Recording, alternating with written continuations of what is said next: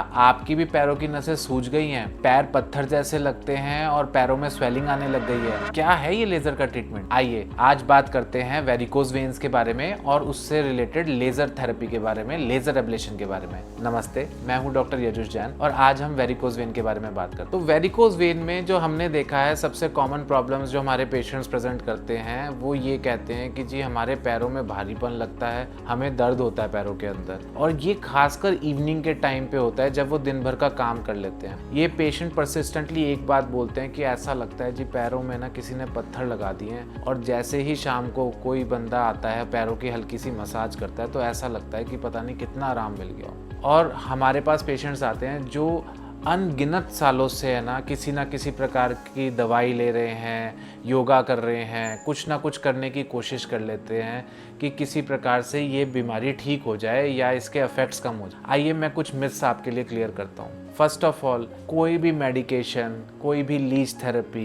कोई भी योगा इस बीमारी को रिवर्स नहीं कर सकती है। ये आप गांठ बांध के रख लीजिए, चाहे कितनों से भी बात कर लीजिए जो आपके नियर बाय हैं जिन्होंने ट्रीटमेंट ले रखा हो इस तरीके का, अगर उनको वाकई में वेरिकोज वेन रहे हैं तो ये हो ही नहीं सकता कि वो इस बीमारी से निजात पा लिया उन्होंने सिर्फ मेडिसिन लेके। It is impossible. सेकंड, जो एक सबसे कॉमन मिथ है कि कंप्रेशन स्टॉकिंग से ये बीमारी ठीक हो जाती है। कंप्रेशन स्टॉकिंग्स मैंने तो आज तक इंडिया में नहीं देखा कि हमारा कोई पेशेंट पहन पाता है। क्यों? क्योंकि वो इतनी ज्यादा टाइट होती है, प्लस हमारा जो कंट्री है वो इतना हॉट है कि वो जनरली मतलब पेशेंट के लिए बहुत अनकंफर्टेबल है। वो दिन भर उसको पहन के काम कर ही नहीं सकता। कंप्रेशन स्टॉकिंग्स पेशेंट के लिए इम्पॉसिबल है।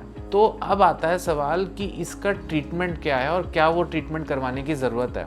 इसका जो पुराना ट्रीटमेंट था वो था कि हम सर्जरी से एक बहुत बड़ा चीरा लगवाएं और सारी की सारी खराब नसों को बाहर निकालें। पर ये काम आजकल बहुत इजी हो गया है लेज़र एब्लेशन के थ्रू। इसमें हम क्या करते हैं, जो खराब नस है उसमें एक सुई के ज़रिए एक तार डालते हैं, जैसे आप इस वीडियो में देख पा रहे हैं कि उस तार को हम धीरे धीरे पीछे खींचते रहते हैं और जो खराब नस है वो आपस में चिपकती रहती है। आप देख पा रहे हैं कि पूरी की पूरी जो खराब नस है वो आपस में देखिए चिपकती जा रही है। इससे क्या होता है, जितनी भी फूली हुई नसें हैं, जितनी भी एक्स्ट्रा खुली हुई नसें हैं, वो सारी नसें खत्म हो जाती हैं, वो फिनिश हो जाती है। अब आप कहेंगे कि अरे नसें आपने बंद कर दी पर कैसा तो नहीं कि और कोई दिक्कत आ जाएगी? ऐसा बिल्कुल भी नहीं होता। इन नसों को बंद करने से शरीर पे कोई दिक्कत नहीं आती। शरीर इतनी बढ़िया मशीनरी भगवान ने बना रखी है कि वो अपना ब्लड का फ्लो किसी दूसरे रास्ते से ढूंढ लेती है।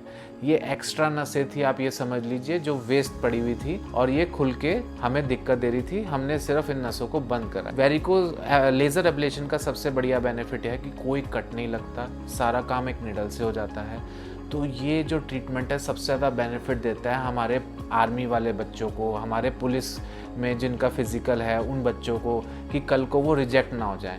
ये बच्चे दिन रात एक्सरसाइज करते हैं, इतनी हैवी एक्सरसाइज करते हैं कि इनको बहुत ही अर्ली स्टेज पे वेरिकोज वेन डेवलप हो जाता है। नेक्स्ट एक इनको हेल्प करता है, ये हाउसवाइफ्स को हेल्प करता है, ये डॉक्टर्स को हेल्प करता है, ये शेफ्स को हेल्प करता है जिनकी लंबे समय तक खड़े रहने का जिनका काम होता है, चाहे किचन में, चाहे सर्जरी के टाइम पे, चाहे खाना बनाते हुए। ये ट्रीटमेंट करवाने के बाद यूनानिमसली हमारे पेशेंट्स ने एक बात जो हमें बताई है कि सर पैर में जो हमें आराम मिला है, पैर में जो भारीपन था वो ख़त्म हो गया, चलने में अच्छा लगता है, अब दर्द नहीं होती है। और लोगों का जो लाइफस्टाइल इम्प्रूवमेंट है, लोग घूमने नहीं जाते थे वेरिकोज वेन की वजह से, पार्क में नहीं जाते थे, कहते थे कि भाई हमारे को थोड़ा सा चलते ही दर्द होने लग जाता है। तो एक्चुअल में आपको इस तरीके की पेन से रिलीफ मिलता है। और कई लोगों ने हमें ये आके भी रिपोर्ट करा है कि सर हमें पता ही नहीं था हम इतने पेन और इतनी दिक्कत के साथ घूम रहे हैं। आप सोचो कि इतनी स्लो बीमारी है ये कि इसके साथ रह रह के हम लोगों को ये लगने लग जाता है कि शायद ये नॉर्मल पार्ट ऑफ लाइफ है, ये शायद मेरा पैर ऐसा ही महसूस करता था।